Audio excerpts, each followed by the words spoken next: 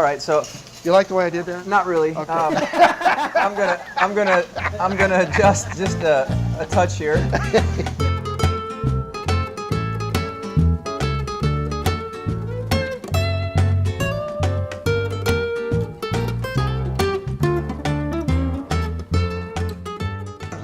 So I thought there's a lot of stuff here. I thought what we would do, Ray, is introduce the newest member of the Ray Larson group. Yeah? Marco, can you hold that up for us and show the camera? Here it is, right here. What are we gonna name it, Ray? Well, I don't know. I wonder how effective it is. You know, this is a Spanish octopus. Fidel? Fidel. I love it. Fidel. Fidel's perfect. I think All right. Fidel. Well, we're going to teach you how to prepare Fidel today. How about trying it raw, guys? You good with that? I mean, in Japan, that's what they do. Yeah. I'm not down with it. So but I'm y'all not are in down with it. Japan. Oh, okay. So we're going to take this octopus and we're going to drop it in a pot of red wine. Use any good red wine that you like. So we'll completely submerge him in the red wine, and then we're going to bring the pot up so you just see a little bit of action around the edge. It's about 185, 190. Okay. And then you let him slow cook for about 4 to 5 hours, depending on. And so what you want to do is when you poke a little poker through it, it has no resistance, he's ready. When you take the head off and all that stuff? Well, once we cook him, we'll chill him, and then we'll fabricate him. We'll pull off the sides, we'll pull off the head, and then you're left with this beautiful portion here. Ah. Now, is there an issue or a problem if it's undercooked? Is there a health Undercooked issue? will be rubbery. It'll be rubbery. So It's not a health issue. It's fine. You can eat it raw.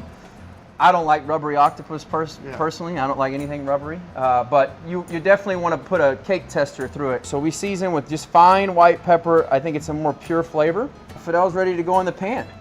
So here we have a simple avocado emulsion. So Marco, you look like you've cut an avocado before.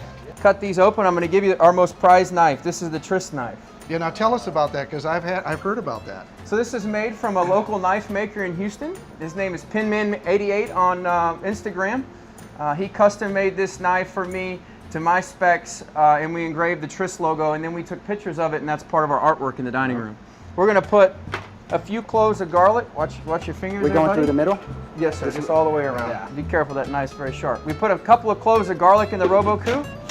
We're going to put that in the Roboku.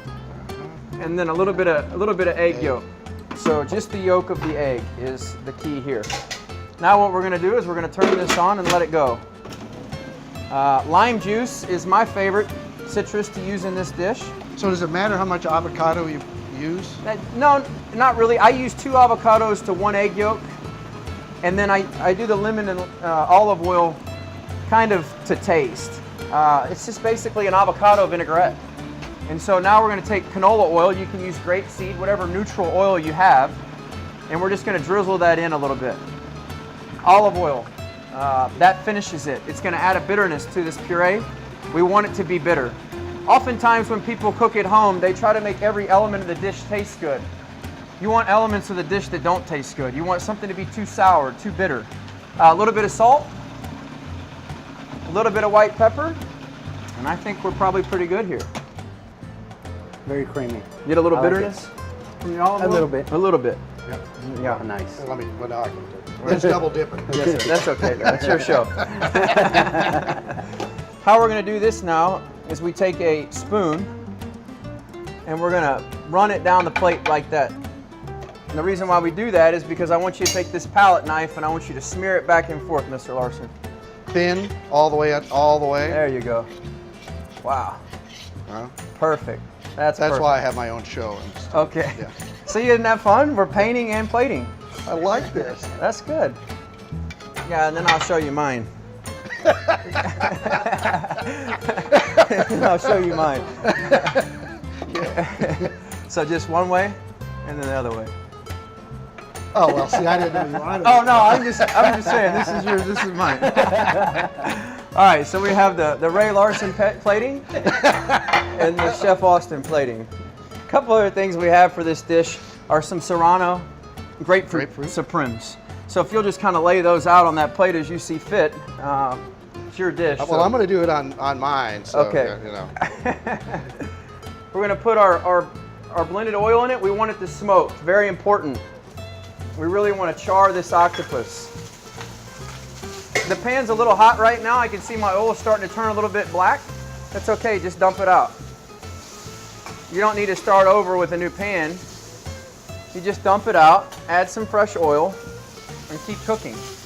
Char this octopus all the way around. See, if your pan wasn't cold, you wouldn't be getting this color light. If your pan was cold, you wouldn't be getting that color. So it's real important that you go into a hot pan. And I always teach cooks, cooking is simple. If it's too hot, turn it down. A lot of people get scared and they just burn things. It's okay. Marco's good at burning things. Yes, I've done this before. I've done this many a time. All right, so You like the way I did that? not really. Okay. I'm gonna adjust just a touch here. Are you burning the octopus, Marco? Oh, I'm supposed to be watching Yes, this. sir. Oh, here we go. We just want you to do something. Okay, now our octopus is seared.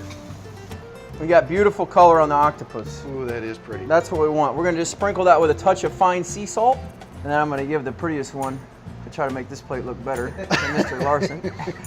And then I'm gonna put mine right here. Now this is escabeche of bell pepper. Escabeche is basically marinating in hot acidity. So like a ceviche, you would pour over acid, hot, and then let it marinate cold. So all we do is just do that to bell pepper. So this is just acidity here, and you can try it. So this is one of those elements of cooking that you try and you're like, it doesn't taste good on its own. Yeah. Yeah, on its own, it's No. it's correct. Wow. So we want to just put a few drops of this potent bell pepper escabeche here. And that's really going to help pull through all of our flavors. Now, however you'd like to put yours. I like it. It's abstract. This is Picasso and this is Monet, right? That's right, exactly. Okay, I understand. After that, what we're going to do is we're going to drizzle all of this element with olive oil. These garlic chips we make, these are tedious to make at home, but we basically slice the garlic thin, poach in milk to take out the bitterness, and then fry. And then we just put beautiful plushes of cilantro. See, mine likes to be covered with it like that, see? Perfect. I will say, I mean, yours highlights the octopus. Yeah, see? So now we have first ever octopus and avocado grapefruit salad.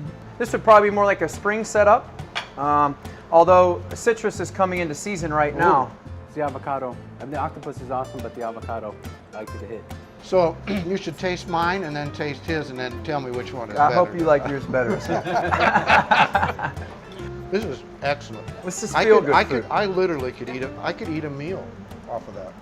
Is there any undue influence we could have to get this on your menu, or if we come in here, we can say, Can I give put you the a little- Larson octopus on the menu? There you go. You're okay with it? Yeah, I'm good with that. Done. There you go. Done. Thank you very, very much. We appreciate it. My pleasure, Appreciate sir. it. My pleasure.